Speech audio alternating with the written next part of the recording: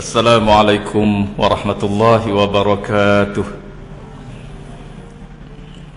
A'udzubillahi minasyaitonir rajim. Bismillahirrahmanirrahim. Alhamdulillahi rabbil alamin wa bihi nasta'in. Wassalatu wassalamu ala sayyidil mursalin sayyidina wa maulana Muhammadin wa ala alihi wa sahbihi wa man tabi'ahu ila yaumiddin. Subhanaka la ilma lana illa ma 'allamtana innaka antal alimul hakim. Rabbi shrah li sadri wa yassir li amri wahlul 'uqdatam min lisani yafqahu qawli.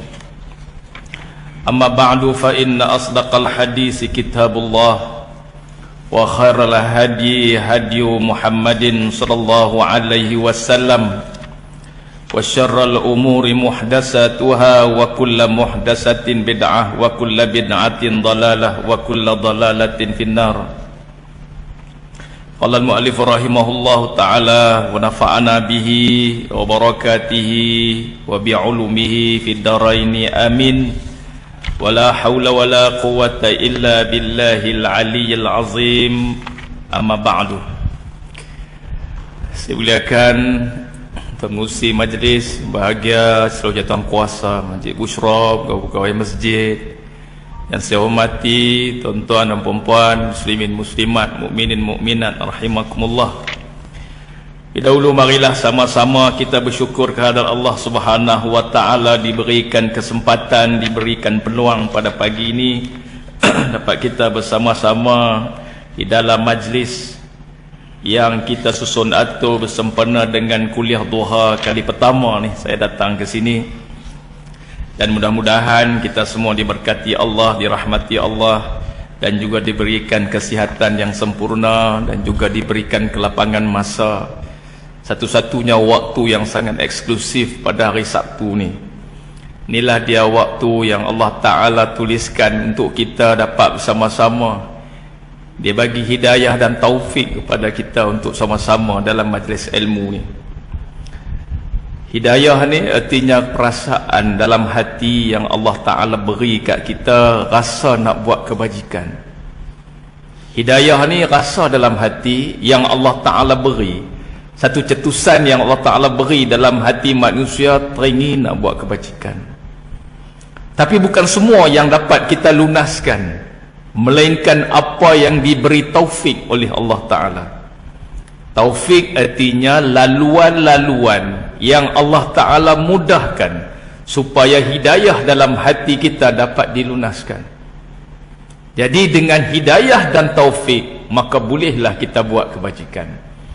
Ada orang yang hari ini memang betul-betul nak main Masjid Bushra. Tiba-tiba bila siap semua pakai, adik-beradik dekat main rumah. Hidayah dah ada dah, tapi laluan untuk datang bersama-sama kita dia tak dapat. Maka pakat duduk rumah lah mereka. Dapat pahala dapat dah, tapi satu pahala. Kalau dia pemain di sini dapat 10 pahala.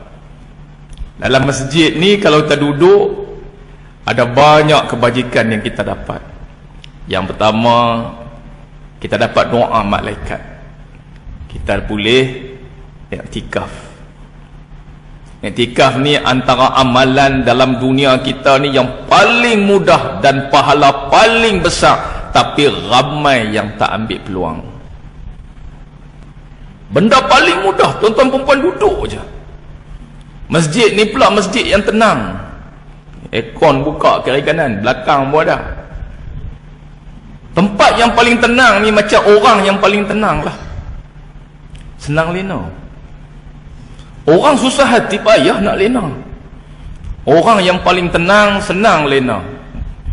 Sedang-sedang kita duk mengajak pun dia lena. Tak apalah, paling tidak kita tahu kata dia sangat tenang. Di rumah macam tu, di rumah kalau kita duk tak tenang, hati kita gelisah, lena pun tak boleh. Orang Kedah kata tak boleh lena. Tapi bila orang yang tenang hati dia, boleh lena dengan tenang. Isteri dia pula bisik di telinga suami dia, ampun maaf bang, kok dalam satu hari ni buat salah dengan abang. Suami dia kata, okey lah. Suami okey je, mana nak tahu kok sat pergi tidur siapa-siapa pi dulu. Sama ada isteri yang mati ataupun suami yang mati. Satu orang ustazah tu dia petua kat saya, sebelum tidur isteri tidurlah atas bahu suami dan pusingkan muka kita ke telinga dia, bisikkan di telinga dia, ampun maaf kalau ada salah silap. Lepas tu saya tambah sikit untuk mereka yang 50 kilo ke bawah.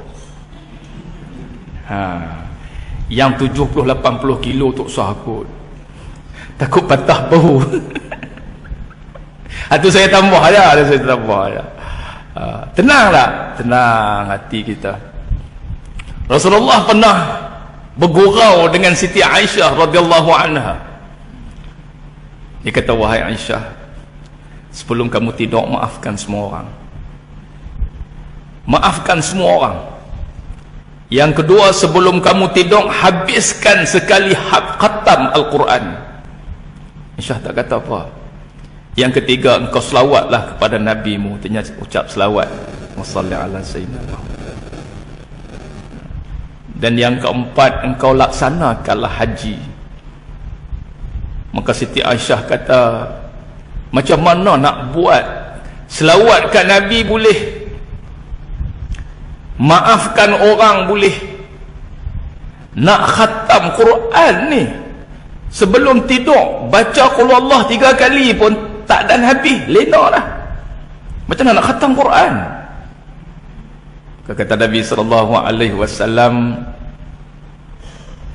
satu kali kita baca suratul Ikhlas sama dengan 1/3 Al-Quran. Maka engkau bacalah 3 kali, seperti mana kamu membaca seluruh isi Al-Quran. Ataupun yang ketiganya, yang keempatnya, bacalah la haula wala quwata illa billah 3 kali. Dan kau bacalah doa nak tidur, Allah Ta'ala beri pahala kepada kamu berlipat ganda. Jadi sebelum tidur maafkan semua orang. Kalau orang ada di sebelah kita, maafkan dia. Kalau tak ada, tak payahlah pergi maaf siapa-siapa, kan? Suami tak ada nak maaf kat siapa ustaz, tak usah duk tanyalah, tak ada, kan? Ini main tanya kita, ustaz, ada tak doa nak bagi dapat anak? Saya kata sebelum saya bagi, saya nak tanya dulu, ada suami tak ada? Tak ada, tak usah duk ambil doa. Apa tanya kita suami tak ada, apa tu minta doa dapat anak? Tak ada. Tu yang kata tu, minta ni pun kadang-kadang kena dengan cara dia, ataupun kita sebut kena dengan elok dia punya cara dia. Usaha kena ada, ikhtiar pun kena ada. Usaha cari doa betul dah, ikhtiar lah bagi ada suami, kan? Ada doa dalam Quran, Rabbi la tazarni fardan wa anta khairul warisin. Kalau siapa-siapa yang tak dapat anak lagi, suruh baca doa tu nyak-nyak, Rabbi la tazarni fardan wa anta khairul warisin. Baca banyak-banyak kali sebelum tidur, ya. Kemudian ada lagi betul abang, ya abang no, kan boleh abang kan, tuan-tuan hat ada bini tak usah cerita apalah, dia ada ni, ya. Kalau lah susah dapat anak, saya tahu bila no, pada ketika bersetubuh itu, ketika benih keluar masuk dalam rahim isteri, pada ketika itu baca doa, ya. Apa doa dia? Ada satu doa yang dalam surah,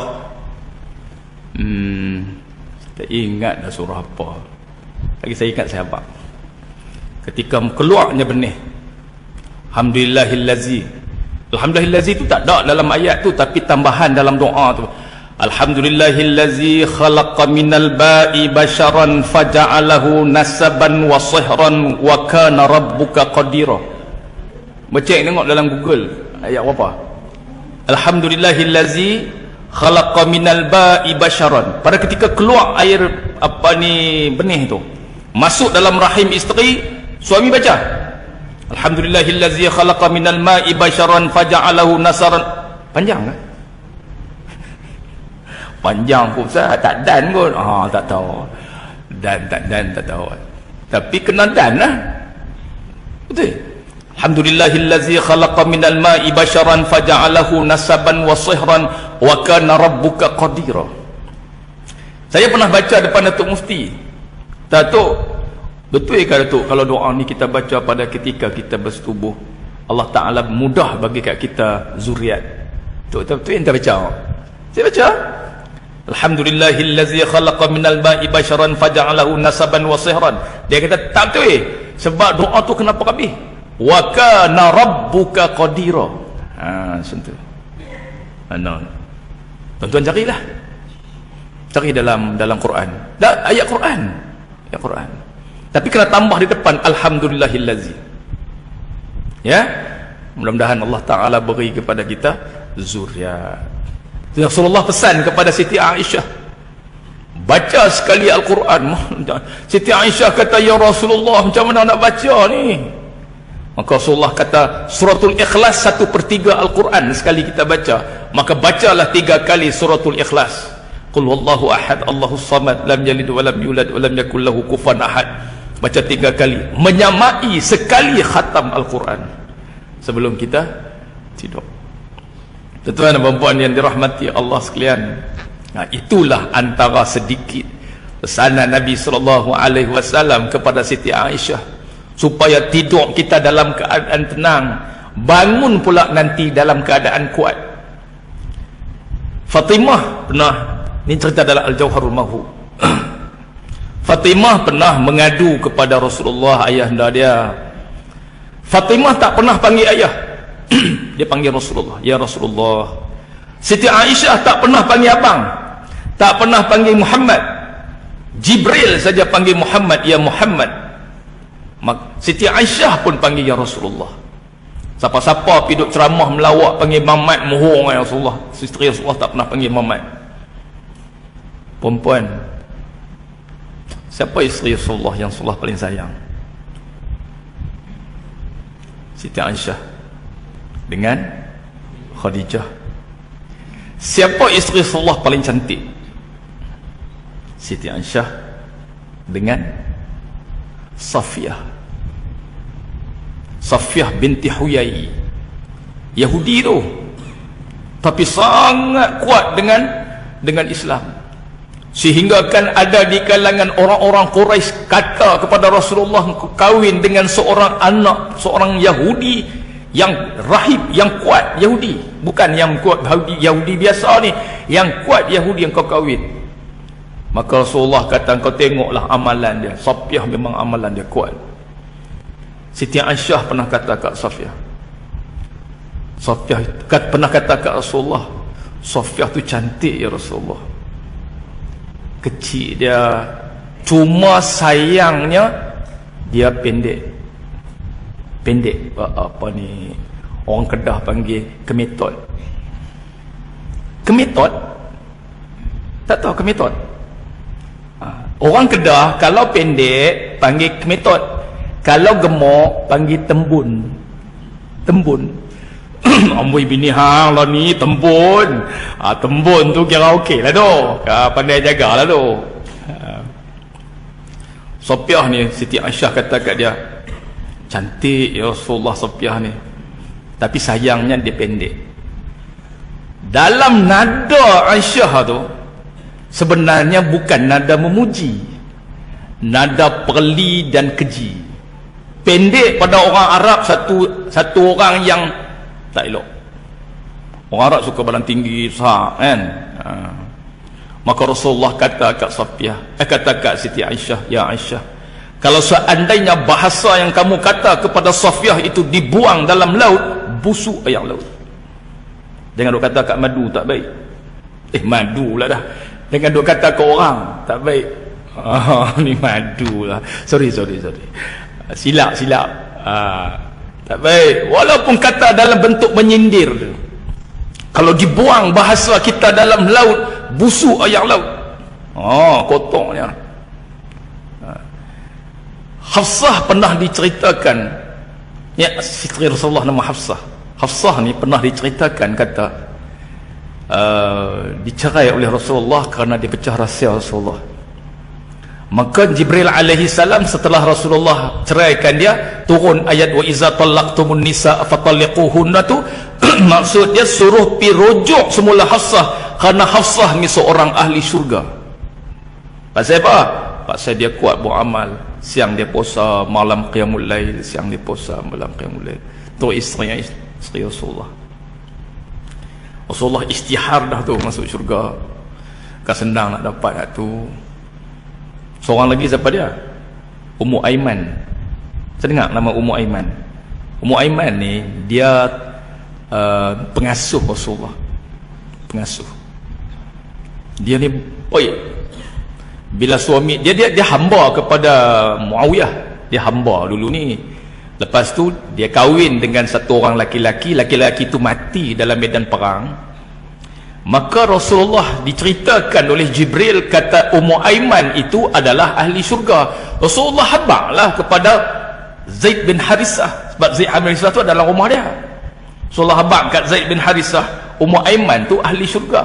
Zaid dikahwin dengan Ummu Aiman, lahirlah panglima perang yang nama Usamah bin Zaid. Usamah bin Zaid tu muda lagi, umur belasan tahun dah jadi panglima perang.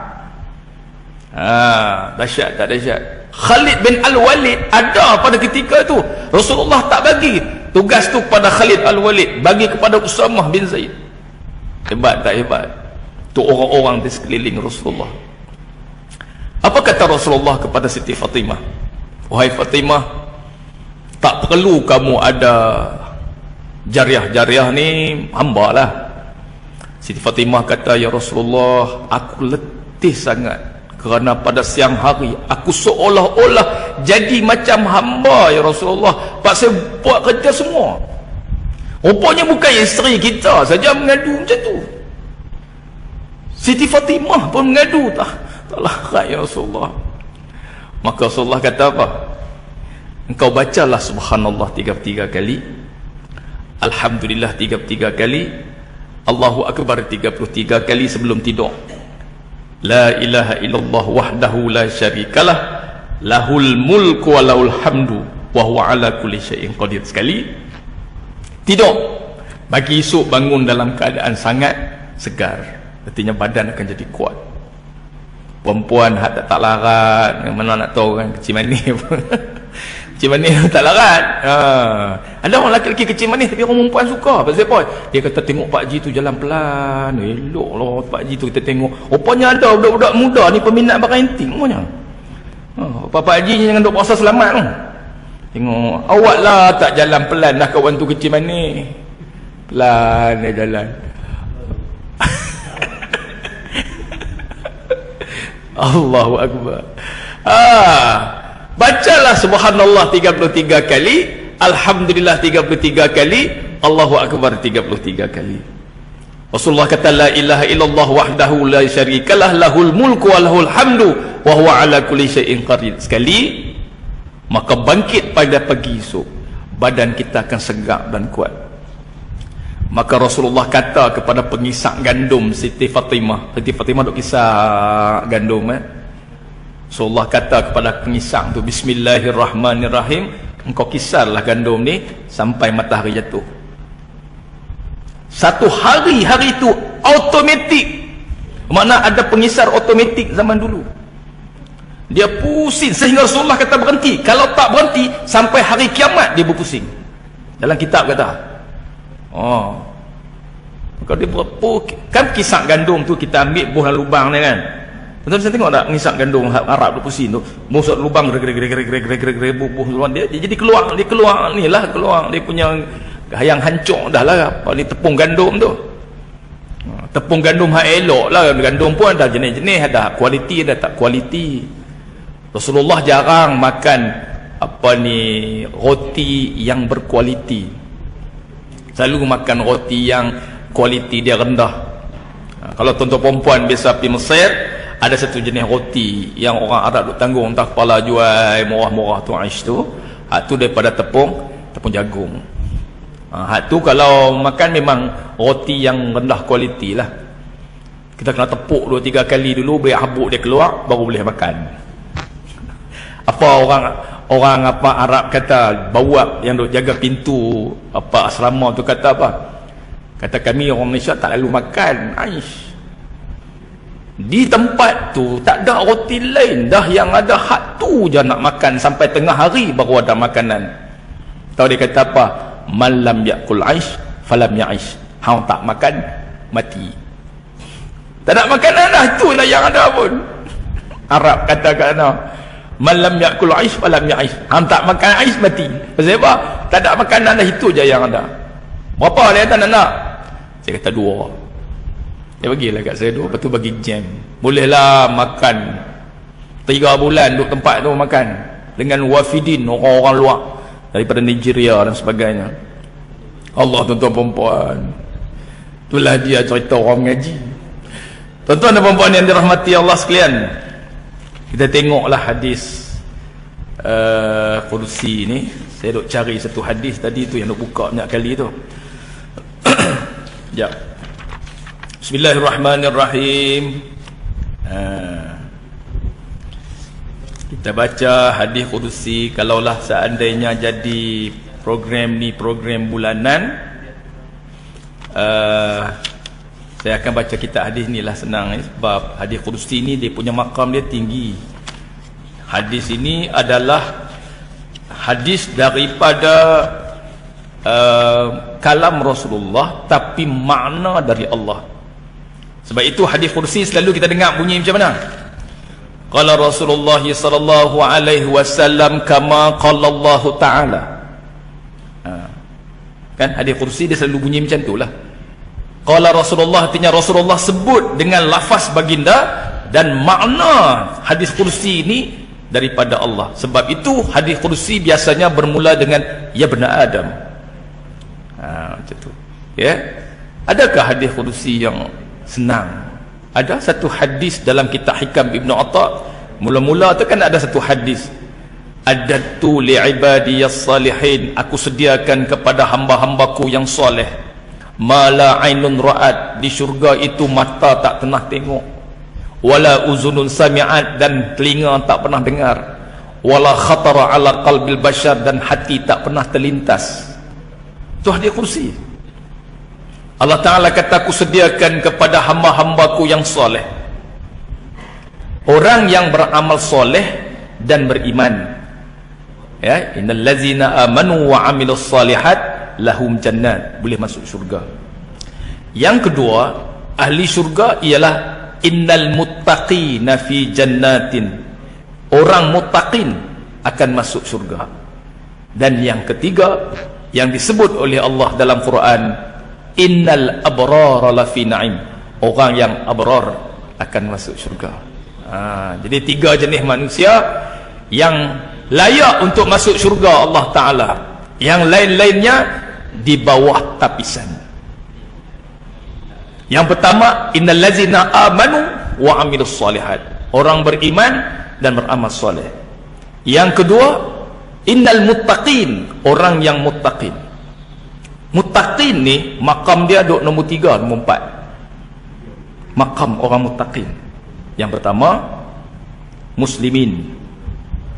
Yang kedua, mukminin. Yang ketiga, muhsinin. Yang keempat, muttaqin. Yang kelima, al-abrar. Ya, nombor 4. Jadi kalau kita boleh pi makam tu pun tak apa dah. Syurga tu. Rabi'atul Adawiyah kata, mahar untuk syurga itu mahal harganya. Bukan orang biasa-biasa, tapi orang luar biasa. Rabi'atul Adawiyah kata, mahar ni artinya mas kahwin, bayaran untuk masuk syurga Allah Ta'ala itu mahal harganya. Bukan orang biasa-biasa masuk syurga. Yang masuk syurga itu orang luar biasa. Kalau orang biasa-biasa ni, walah, semayang fardu sudahlah, pergi lepas je.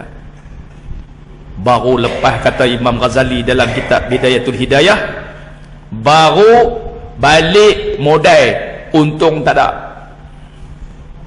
Nak masuk syurga kena ada untung. Cakap modal je tak jadi. Apa dia modal dia? buat semua yang fardu, baru balik modal. Dan nak untung, buat hak sunat. Hak sunat kena buat. Terima kasihlah kat Masjid Bushra buat kuliah duha. Paling tidak pun tuan-tuan kita langkah masuk dalam masjid, sempat sembahyang sunat duha. Lepas tu kita pakat duduk dalam majlis ilmu. Tak tahulah, boleh duduk iktikaf, boleh duduk dalam majlis ilmu, boleh hubung silaturahim. Dah 3 dah doa malaikat dapat kat kita, kan? Lah, inilah kira macam dengan syurga lah. Ni macam taman syurga lah. Kat duduk tenang, tuan-tuan ngelamun pun tak apa. Duduk dalam masjid yang tikah, lepas tu ngelamun. Lamun lah, tak mana-mana. Lagi bagus kalau dengar ceramah lah, kan? Tuan-tuan yang dirahmati Allah sekalian, sikit cerita pasal syurga, kan?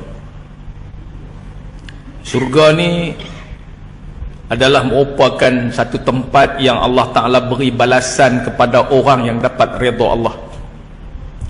Redha Allah ialah untuk orang yang banyak buat amal ibadat. Orang yang banyak buat amal ibadat dapat pahala. Dengan banyak pahala, Tuhan redha. Dengan redha, masuk syurga. Itu kaedah dia. Kalau orang kata orang buat amal ibadat belum tentu masuk syurga, kita kata orang buat amal ibadat banyak dapat pahala, pahala banyak dapat redha, redha Allah Ta'ala masuk syurga. Itu kaedah dia. Jadi kalau orang kata alah tak usah duk harap lah buat amal ibadat banyak pun bukan tentu masuk syurga, hak tak buat lagi tak boleh masuk orang dah. Hak buat pun belum tentu boleh masuk, hak tak buat belum tentu boleh masuk, lagi tak boleh masuk. Dia kata ke orang belah kampung saya, dia kata syurga ni ada 2 jenis. Satu syurga di dunia, satu syurga di akhirat. Syurga di akhirat hak Allah Ta'ala sediakan kepada kita. Dalam kitab Usulut Tauhid, syurga ada 8 pintu, bukan 7, 8 pintu. Pintu yang terakhir tu nama dia Darul Qarar. Darul Qarar. Dia ada syurga Firdaus, ada syurga Naim, ada syurga macam-macam nama syurga. 7 pintu syurga, ada satu lagi 8, nama dia Darul Qarar. Atau dalam kitab Usulut Tauhid ada cerita tentang syurga. Orang kampung saya kata syurga ada 2, satu syurga di akhirat hak Allah Ta'ala sedia, satu syurga di dunia. Apa maksud syurga di dunia? Ada 3 ciri. Yang pertama shin, yang kedua ra, yang ketiga ga. Shin tu orang Kedah kata syok. Siapa yang duduk dalam rumah yang syok dia duduk dalam rumah, 1/3 daripada syurga ada dah dalam rumah. Dia boleh gelak dengan isteri dia walaupun benda kecil-kecil. Benda kecil-kecil kita boleh gelak. Siapa yang tak boleh gelak dengan isteri seminggu 2 kali, memang dia tak syok. Hak ada suami lah, hak tak ada kata aku nak gelak seorang-seorang pasal apa lah, apa benda. Hak ada isteri lah, boleh gelak dengan isteri walaupun isu kecil-kecil. Simple je. Isu dia kucing tunggu tikui, ekor dia duk nyuk-nyap. Kita pergi duk tengok, boleh gelak dua-dua orang, cukup. Ataupun suami bergurau dengan isteri, dia buat lawak lah, apa ikut suka dia lah. Contoh. Tapi jangan marah pula. Kadang-kadang kita nak melawak ni marah. Perempuan kalau suami makan nasi habis dah, perempuan tanya apa? Perempuan, suami makan nasi, lepas tu nasi habis dalam pinggan, perempuan tanya apa? Tuan dengar tak? Tak dengar? Perempuan tanya apa? Abang nak tambah ke? Okey? Dah perempuan selalu tanya apa? Dah nasi habis dalam pinggan, lepas tu perempuan tengok nasi dah habis, mesti perempuan tanya kan, abang nak tambah ke? Tuan-tuan jawab apa?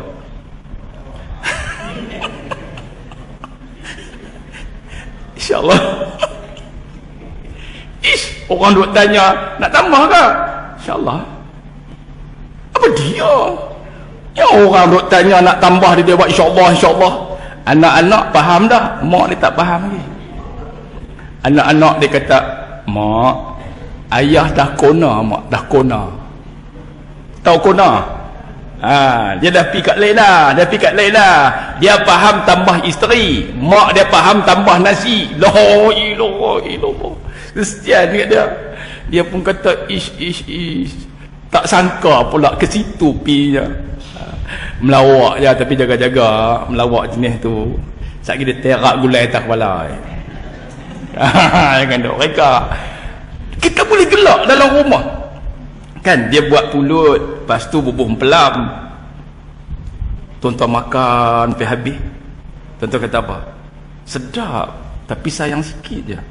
Awal tak masin, sedap tapi sayang sikit je. Tak lemak lah. Sedap sikit. Sedap-sedap dah, tapi sayang sikit je. Sebab siapa? Sikit. Yang isteri tak faham lagi. La ilaha illallah, mak hang ni lambat tangkap sungguh lah. Sial kat dia. Razan tak ceramah dah pakai kitab ni Razan. Tak apalah kot ni, mukadimah. Nanti bulan depan main lain. Bulan depan pula, tahun depan lah kan. Sebulan sekali main lain. Tu kaedah dia lah. Apa kata Arab?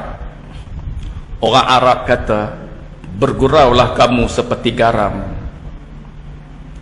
banyak tak sedap, kurang tak sedap, tak ada lagi tak sedap, maka secukupnya itu paling sedap. Itu pepatah Arab. Kal milh, seperti garam.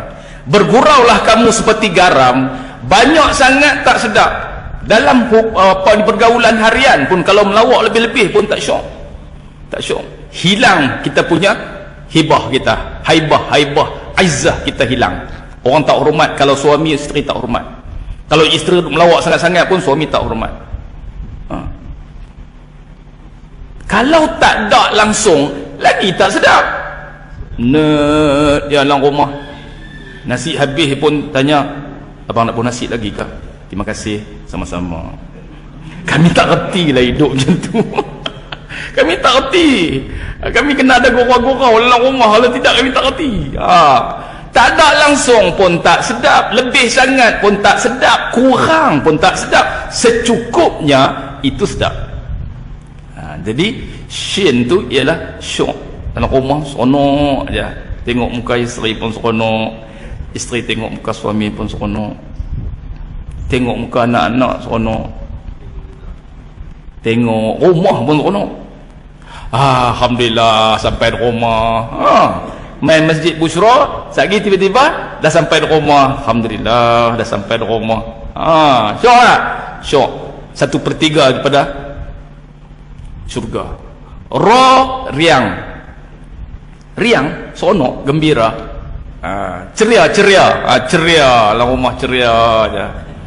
Walaupun isteri itu jenis tak berapa pandai nak melawak, suami dia pandai melawak kan. Yang ketiga, ga tu gembira lah, syok, riang dan gembira. Maka sebenarnya kita sudah ada dalam syurga. Cuma nak langkah masuk pergi ke syurga yang sebenar, hak tu buatlah amal cara nak masuk syurga. Orang perempuan, Nabi SAW sebut di dalam kitab Al-Muhimmah wal Mawa'izul Badi'ah. Orang bisa bicara kitab Muhimmah. Kitab Muhimmah tu kalau orang laki-laki baca memang best. Sebab siapa? Semua kata kat mereka. Hendaklah orang perempuan itu, hendaklah seorang isteri itu, hendaklah semua hendaklah mereka aja. Kami tak kata langsung hendaklah suami, tak ada. Dalam kitab Muhimmah tak ada sebut pun hendaklah suami, tak ada. Semua untuk mereka aja. Jadi bila kita baca, mereka aja lah yang kata kat mereka aja lah. Tapi tuan-tuan tahu dah pasal apa? Pasal apa orang laki-laki kena baca kitab Muhimmah? Pasal barulah kita tahu betapa susahnya orang perempuan nak masuk syurga, maka kita kena permudahkan mereka masuk syurga. itulah mengaji kitab Muhimmah. Sebab dalam kitab Muhimmah tu cerita semua panduan untuk perempuan, panduan untuk wanita, panduan untuk wanita. Dan kami laki-laki ni, kami tanya ustaz yang mengajar kami laki-laki dan ambil apa dalam kitab ni? Kita itulah yang tak tahu. Kerana susahnya wanita nak masuk syurga, orang laki-laki kena mengaji supaya mereka mempermudahkan wanita mereka untuk masuk syurga. Susahnya nak taat suami, susahnya nak jaga anak-anak, susahnya nak jaga kehidupan dalam rumah tangga, kadang-kadang tidak dapat redha kita. Maka mengajilah kitab Muhimmah, barulah kita tahu susahnya orang perempuan nak masuk syurga. Maka permudahkanlah dia. Sikit-sikit tu tak apalah, bermaaflah, meredha tak bang, redha je, tak apalah. Tak makan ni tengah hari-hari ni, tak apa, redha suami, selesai hukum. Contohnya selalu isteri dia duk pergi mandi suami dia. Contoh tahu dah, kata tak bisa. Orang macam tu. Time kita hidup, dia tak mau main jerui. Time mati dah, tiap hari pergi jerui kubur jerui. Buat apa? Mati dah. Ni jerui tengah hidup lah ni. Main jerui. Alah buat sayang konon. Terus ada jerui kubur lah, kami mati dah. Ni jerui tengah hidup ni. Tiba-tiba hari itu isteri dah tak larat, demam, batuk, api cek COVID pergi elok-elok. Tak larat lah bang, minta ampun maaf lah bang, hari ni tak sempat nak masak, hari ni tak boleh bagi mandi abang. Tak apa, abang redha je, hukum dia, selesai masalah. Redha ni selesai masalah. Termasuklah orang isteri pun, tak apa bang, tak apa, bab tu saya tak apa, okey ya. Tak boleh bagi banyak lah bulan ni, pasal nak bayar rotek motor, nak bayar rotek kereta, dah waktu ni pun anak-anak minta pula dah, boleh bagi 500 je untuk minggu ni. Tak apa bang, tak apa, okey. Falsafah saya tentang duit simple je bang. Perempuan apa falsafah tentang duit? Sikit cukup, banyak lebih. Jadi nampak simple tak? Simple je orang perempuan ni. Falsafah tentang duit, sikit cukup, banyak lebih. Tak ada simpan, tak ada simpan apa. Dia kata sikit bagi cukup, banyak pakailah cara sikit, banyak habis. Pi IKEA habis 2,500 duit kut, ngarut. Tak boleh bayar kut, kami top up. Tak boleh bayar kut, kami top up. Dapat kut dia boleh sengah. Pi IKEA dengan geng bawang baik. Ada satu geng mereka nama tulis bawang baik. Tarap baik habis duit 2,000 lebih, baik bah. Ni mula nak hati ni. Ustaz terkena lah. Terkena tu tak lah, tapi besar kena. Tak boleh bayar kut, kami top up. Tak boleh bayar kut, kami top up. Bagilah sikit, kalau dah dapat dah bang 500 kat kami untuk top up. Dia boleh pergi sengap, pergi beli apa benda, tak tahulah, buat balik rumah tak elok langsung. Lepas tu magic kita pula, beli cawan hak tinggi tu, habang buhayak, memang tak kelapak. Ambil balik. Aku nak ada duit. Itulah cerita dia. Orang perempuan dalam kitab Muhimmah ni, apa Nabi kata? Wanita ni, dia kalau wanita yang baik, dia boleh pilih mana-mana pintu syurga yang dia suka. Setiap makanan yang dia masak, satu suap yang suami makan dapat 10 pahala. Bayangkanlah suami makan banyak mana. Apatah lagi kalau suami dia makan kuat, lagi banyak pahala. Dia masak, suami makan. Anak-anak makan. Anak-anak pula bukan makam biasa ni, makam orang lapar. Bagi makan orang lapar, pahala lebih daripada bagi makan orang tak lapar. Ni tengok ayam tak minum pun, cuba lapar tengok, dia buka minum dah. Pasal apa? Jamu makan orang tak lapar. Anjing lapar. Perempuan tu jamu dia ayak dalam kasut, boleh masuk syurga. Anjing lapar. Ini orang lapar. Tok guru, tok imam lapar. Adakah nama tok imam lapar? Ada kan? Kampung tok imam lapar. Awak tak ada masuk syurga. Apa dia lagi? Semua amalan yang orang perempuan buat dulu, sekali dia menyusu anak dia, sekali teguk susu dapat 10 pahala. Anak ada 6 orang, seorang anak 2 tahun dia menyusu, banyak mana pahala orang perempuan. Bermakna sebelah kaki duduk dalam syurga aja. Hak sebelah kaki lagi, kata Nabi, ada 4 syarat. Kitab ni tak baca lagi ni, baru mukadimah apa.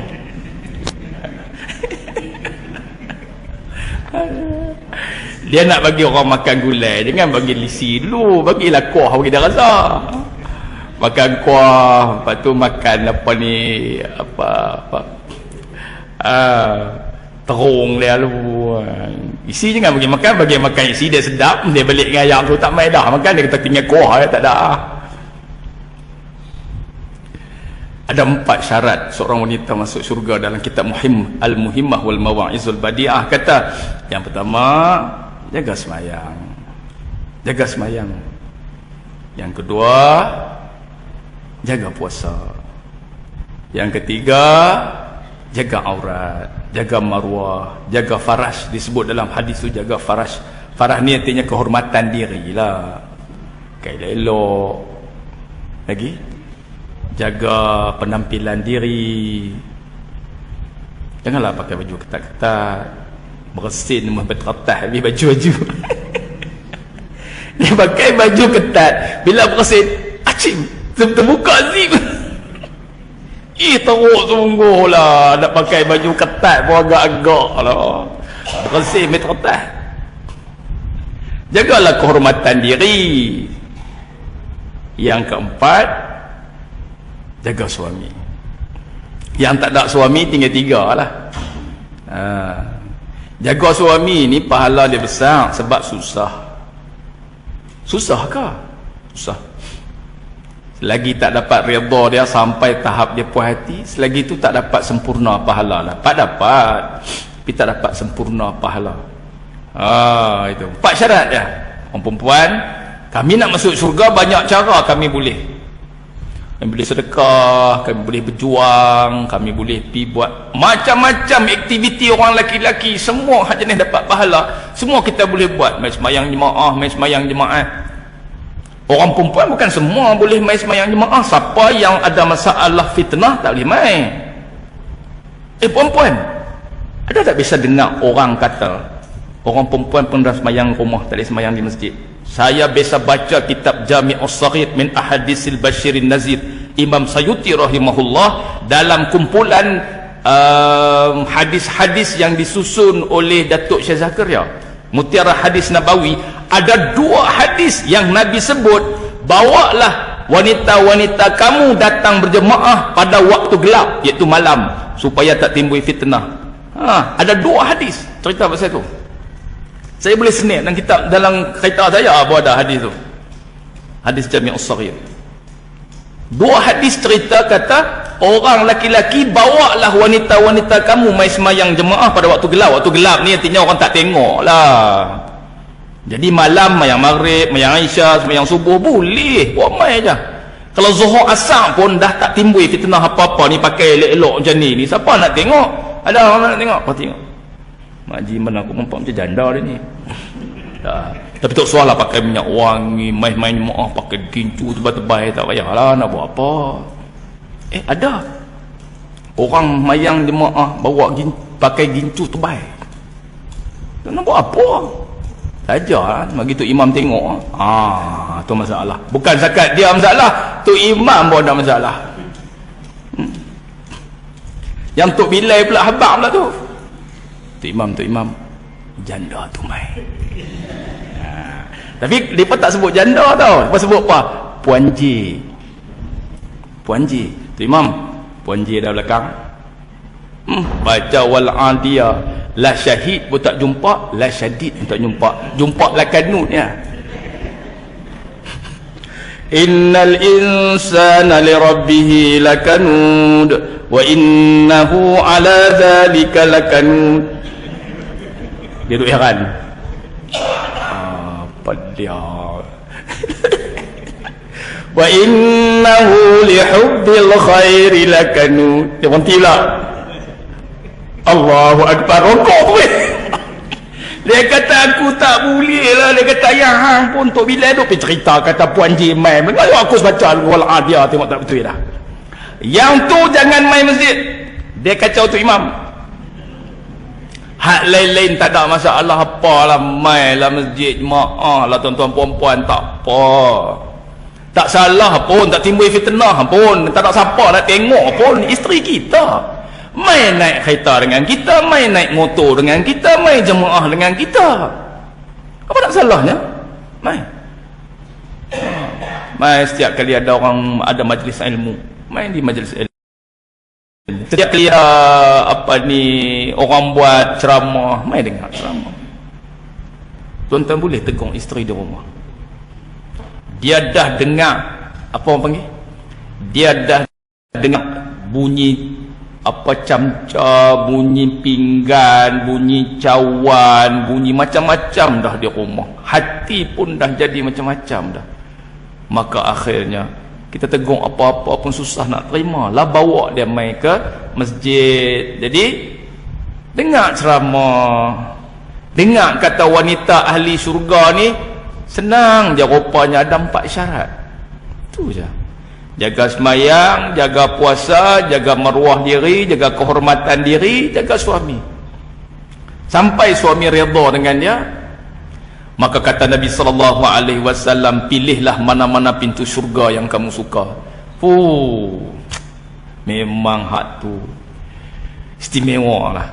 Ya, wanita istimewa. Rabi'atul Adawiyah kata bukan orang biasa-biasa nak masuk syurga, orang luar biasa yang akan masuk syurga. Kita pun tuan-tuan macam itulah. Ada peluang, rebut peluang. Terlepas peluang, kejar peluang. Tak ada peluang, timbulkan peluang. Itu kaedah dia. Ada peluang, rebut peluang. Dah ada peluang, main-main nak main ke Masjid Bushra, tiba-tiba ada kuliah. Duduklah Ustaz. Apa salahnya kuliah kita pun lagi 15 minit habis ya. Nak dengar kuliah pula. Tahun depan main lain. Tahun depan lagi 2 minggu je.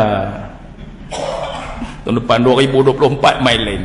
Tu pun kalau orang Bushra jemput pula. Pak Sihat ni baru mukadimah, kita tak baca lagi. Kitab ni tuan-tuan kalau saya baca di masjid ni insya-Allah dalam 7 tahun habis. Insya-Allah. Kalau sebulan sekali lah, kalau sebulan sekali. 7 tahun habis. Takut mati dulu kah? Bukan takut orang hak dengar mati dulu, takut kawan hak kata tu. InsyaAllah lah 7 tahun habis ya. Tak apa. Ada peluang, rebut peluang. Kita pun orang lelaki-lelaki macam tu juga. Orang main letak tabung, tak perlu bubuh banyak pun, tapi seikhlas hati kita banyak mana? RM5. RM5. Terus duk kira orang kata Allah, rumah sampai 2-3 tingkat pun RM5 je.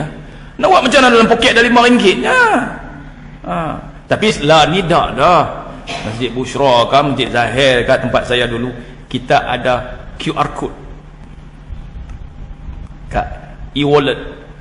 Buka QR code, tak e-wallet, naik berapa ringgit nak bubuh, tekan dia, siapa pun tak tahu. Tut-tut, tut-tut no, tut-tut duit masuk ya. Kan lah ni teknologi sedekah memang senang nak buat pahala lah, ni senang aja. Orang duduk live dalam Facebook ke, live dalam TikTok ke apa ke, kita tengok depa ni buat majlis depa. Kita nak sumbang juga, bang RM5, RM2, okey je, tak ada masalah apa. Klik bubuh bagi RM2. Seorang bagi RM2, kalau ada 300 orang dah RM600. Boleh kawan tu buat kebajikan, esok buat live lagi. Dia tak pakai dah handphone dia pakai DSLR dah pada tu. Lagi syak muka ustaz tu, bulu hidung pun nampak. Bini dia duk habang dah bang, depa pakai kamera elok bang, bulu hidung kena potong, ni campur dengan misai, ni tak tahu dah mana misai mana bulu hidung dah. Bini dia duk sebut dah. Tengok dalam live, tu dia. Nampak serabul lah, ya Allah. Mudah tak? Mudah je. Tak boleh, ikhlas je kita bagi. Ya, ikhlas aja kalau nak bagi. Pahala boleh dapat cara macam-macam. Cara macam-macam. Ada peluang, jangan lepas peluang. Lah terlepas peluang, kejar peluang. Kejar ni artinya pi cari. Dah kata terlepas dah, oh kuliah Masjid Busra dah tak boleh dah. Tengah hari lagi dah masjid mana? Ada tanglaim pula. Oh, depa habaq kata ada live. Tengok dalam live. Buka komputer ke ataupun terus sambung dengan TV di rumah ke, tengok. Zaman lah senang. Ustaz pakai kain plekat dia, tapi pakai blazer coat, boh dengan necktie, bergelok semua kan, ceramah pakai kain plekat. Orang bukan nak tahu ni tegak gambar sekat ni dah. Nah. Senang zaman lah ni, teknologi moden. Ngaji pun senang, boleh duduk rumah aja. Umpan kata minta maaf lah bang, tak boleh nak pergi di masjid, sebab saya tak boleh semayang. Oh sungguh juga mereka buat dalam masjid. Dia macam mana? Live di rumah. Senang aja, ataupun duduk dalam kereta tu. Main juga masjid. Duduk di luar. Tengok live. Zaman lah senang tuan-tuan. Nak mengaji. Mau dengan tak mau ya. Ya, mau dengan tak mau ya. Terlepas peluang, kejar peluang. Tak ada peluang. Habis dah peluang, tak ada dah. Buat macam mana? Create bagi ada peluang. Nak create macam mana peluang nak buat baik? Pilah tanya masjid. Tu imam nak tanya, water cooler ada kat masjid ni? Abang water cooler lama dah. Ni kami nak sumbang water cooler. Boh nama tu imam, saya yang akan bayar. Boh water cooler hak besar tu lah, cap apa tak usah kira lah. Saya sebut, saya dia kata nak promosi lah. Boh bila cap apa pun. Oh itu. Siapa mai siapa minum, siapa mai siapa minum. Bulan puasa pun lepas minum. Saya tegur yang kawan kerja kontrak tepi tu jangan minum. Puasa kata. Anta saim? Saya tanya puasa ke? Dia kata tak puasa. Non muslim, rupanya tak Islam. Dia pi ambil ayat hak sejuk yang ada peluh tu depan-depan kita, la ilaha illallah. Jadi pahala tak? Jadi menatang makan pun dapat pahala, tambah manusia makan. Create bagi ada peluang. Peluang buat pahala. Tu. Pi mana-mana masjid tengok ada kolah ayam. Lepas tu cebok pun banyak yang patah tu, cebok gayung dia tu banyaklah yang patah. Beli buat mai 10 tak tentu. Setiap kali orang cebok nak basuh kaki, satu pahala dapat kat kita, 10 pahala dapat kita. Berapa ribu orang hari Jumaat yang ambil cebok kita basuh kaki. Create peluang. Create peluang. Bawa bateri hak energizer tu buang cekak. Pi masjid mana-mana tengok jam. Biasanya jam masjid mati. Biasanya lah masjid tertentu, masjid ni dia tak berani matinya, mati kena. Ada kan? Masjid tu jam lambak-lambak lah masjid, mati semua. Kita ambil, buat turun, bubuh bateri. Setiap kali orang nak semayang tengok jam, kita dapat pahala. Berterusan dapat pahala. Beli kasut selipar tu, pergi letak kat tandas. Confirm orang pakai kasut selipar baru daripada kasut selipar lama. Jangan beli kerok hilang sungguh. Kerok tu mahal. Beli kasut selipar ya. 2 minggu tengok-tengok ada orang letak balik. Pasal apa? Cerah lah, mau bukan ambil. Pasal apa? Kasut hilang. Masjid Zahir dulu kami ada beli kasut tau. Kasut elok lah, kasut yang elok lah, kasut elok khas untuk orang hilang kasut. Kalau hilang kasut, tuan-tuan jangan ambil kasut orang. Jangan. Berdosa kita ambil kasut orang. Kalau hilang kasut kita, walaupun masjid kata berasa-berasahan ni kasut Tuan Haji, jangan ambil. Tinggal di situlah. Masjid ganti dengan kasut lain. Sedekah. Ni kira jariah ya. Hati kebajikan. Sedekah. Ambil. Tuan-tuan. Satu orang tak tahu pangkat apa askar. Kasut berkilat dia tu hilang. Tuan-tuan nak letak muka tahu mana tuan-tuan. Kasut hak merlin dia tu hilang.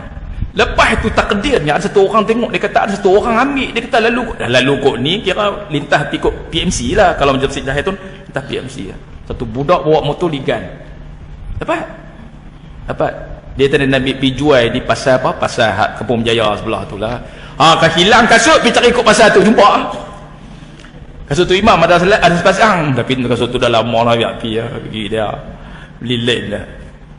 Sediakan kasut spare untuk orang yang hilang kasut. Tuan-tuan nak boleh ambil kasut yang standard lah, yang agak-agak kaki 6, size 6 ke size 7 ke kan. Saya apa? 5,5. Ni 5,5. Saya size 6. Agak-agak lah orang biasa pakai. Janganlah hentam size 8. Size 8 tu hak Arab dia pakai. Kecil tu. Simpan, buang 4-5 pasang dalam bilik. Orang hilang kasut abang tu, jangan ambil kasut orang. Nah, ambil kasut kita bagi. Sedekah tu. Kalau teringin nak bayar duit kasut, buh lantung tu. Bayarlah banyak orang nak bayar. Saya pergi beli kasut kedai kawan tu. Kata bang nak beli kasut untuk masjid. Oh ya kau, ustaz nak berapa pasang? Tok Imam nak berapa pasang? Saya nak 5 pasang. Mai, Tok Imam nak jenis apa? Saya kata jenis ni satu, jenis ni satu, hak warna ni satu, warna putih satu, 5 pasang. Okey. Tok Imam, saya jariah kat Tok Imam. Kawan hak kedai kasut jariah kat saya. Saya pitak tam tu, abang tu tak jariah, dia buh lentung. Dia. Dapatlah duit kat masjid. Kawan tu jariah je. Lepas tu agak-agak dah tinggal 1 pasang 2 pasang, pi beli pula. Dia jariah pula. Bagus sungguh. Lah tak ada lah, tak tahu dia beli ke tak lagi, tak tahulah. Create benda tu biar ada peluang. Ya, peluang bukan senang nak dapat. Dan kita create. Pergi tanya masjid, tanya masjid.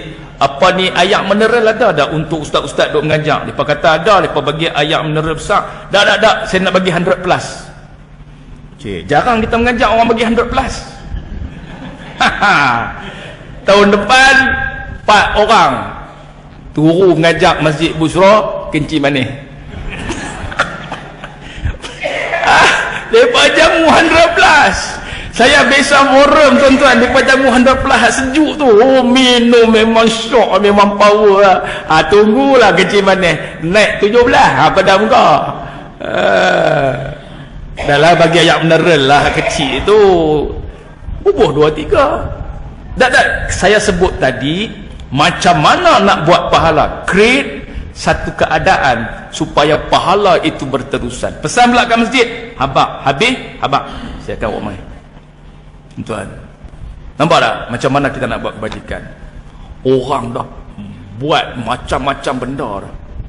Ni buat masjid, buat apa ni, live streaming. Orang pandai IT, dia berkhidmat untuk masjid. Percuma aja live streaming dia buat. Tak payah bayar, tak payah apa. Orang jadi technician, dapat gaji, dapat elong sikit je, buat kerja untuk masjid. Betul mikrofon, tukar kabel. Kau kabel ni tak boleh sebab kabel ni dia punya apa ni tak sesuai dengan apa ni ceramah yang pakai apa mic banyak-banyak, speaker banyak-banyak macam ni, kena kabel hak besar sikit. Tuan-tuan, orang dia nak khidmat, cuma je dia bagi kat jalan Allah. Kalau orang nak bagi kat dia tu, dia anggap sebagai hak tu dia punya reward tu jadi macam dengan kredit kat dia aja. Ada technician di masjid yang dibayar sampai RM1,500. Dia cover semua ni. Ni TV-TV litar apa semua dia cover. Ada apa masalah abang kat dia aja. Dan dia programkan satu program khas untuk TV litar masjid. Kata kalau Masjid Bushra nak apa video korporat yang saya baca hari pengisytiharan Masjid Bushra sebagai masjid terbaik. Mal Hijrah? Mal Hijrah kan Maulid Nabi? Maulid Nabi macam? Mal Hijrah. Masjid terbaik luar bandar sempena Mal Hijrah. Video korporat tu saya yang baca, saya yang type dia punya skrip dia. Pergi ambil lah di Jabatan Agama. Ataupun kalau tak ambil Jabatan Agama, potong hak yang live streaming Kerajaan Negeri Kedah tu. Ambil tak apa. Lepas tu siapa-siapa main tak payah bagi taklimat apa dah. Pasal hak tu je. Masjid Al-Bushra Merbuk. Tu kan. Suara tu lah. Peri tak kena bayar. Kalau bayar lagi sedap suara. Tu mujur peri. Ya. Kita buat sendiri, benda tu kita buat sendiri. Nak buat ni boleh, tak ada masalah apa. Kalau syarikat swasta suruh buat, demand lah 3,000, 4,000, 5,000. Dia bukan teruk nak baca pun. Masjid Al-Busra Merbuk, asalnya adalah masjid lama yang dipanggil sebagai macam tu je. Nang no? Tapi kalau Busra nak bayar pun okey je. Terima je kan. Duit sikit cukup, banyak habis. Perempuan awak balik pasal apa tu, kalau suami tanya, "Ish, banyak mana nak bagi kat mak hang?" Sikit cukup, banyak habis. Dia bagi pergi banyak mana pun. Janganlah duk abang, Allah sikitnya. Jangan. Suami bagi kat kita perempuan duit. Tuan-tuan pun kalau ada orang bagi benda, doa dua benda. Yang pertama, barakallah, ya Allah engkau berkatilah harta yang dia bagi kat aku. Yang kedua, ya Allah engkau gantilah yang lebih baik daripada apa yang dia bagi. Doa-doa tu je. Jangan duk kata Allah awak sikit sangat. Jangan. Atau cakap terima kasih je. Jangan kata terima kasih dah lah ni. Tukar wording. Terima kasih bang, saya doa Allah Ta'ala berkati harta abang dan digantikan dengan yang lebih baik. Macam tu. Tapi jangan tambah dah. Saya kira kata digantikan dengan yang lebih baik daripada saya. Menikah pula. Bapa, silap doa. Patutnya kena digantikan dengan harta yang lebih baik daripada apa yang abang bagi. Macam tu. Dia silap doa. Digantikan dengan yang lebih baik daripada saya. Tu dia. Dia kata aku boleh pula. Amin. Kita pun tak pasal macam silap lah. Tak silap dah, betul. Tuan-tuan dan puan yang dirahmati Allah sekalian, ya, itulah dia. Kalau tak ada peluang, create bagi ada peluang. Kalau dah dapat peluang, jangan lepaskan peluang. Kalau peluang dah terlepas, kejar peluang tu bagi dapat balik. Supaya pada setiap saat, setiap detik, setiap masa, kebajikan dapat kita timba bagi banyak-banyak. Tuan-tuan, perempuan, muslimat yang dirahmati Allah sekalian, tak sempat nak baca kitab ni. Bukan tak sempat, saja tak mau baca. Izab talai tabatu ada tak saat ni.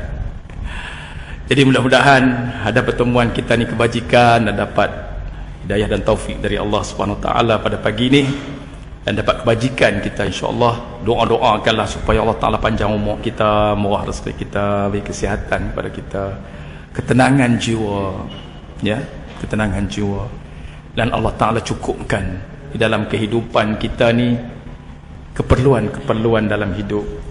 Hak lebihan tu aksesori je. Cukupkan keperluan itu adalah, mudah-mudahan Allah Ta'ala cukupkan keperluan kita. Itulah nikmat yang paling besar. Terima kasih kepada Ustaz Hamdan yang menjadi in charge untuk program Kuliah Duha. Terima kasih kepada Tuan Imam Ustaz Firdaus dan juga seluruh jawatankuasa Masjid Busra untuk program pada pagi ini. Ampun maaf daripada saya kalau tergasak bahasa.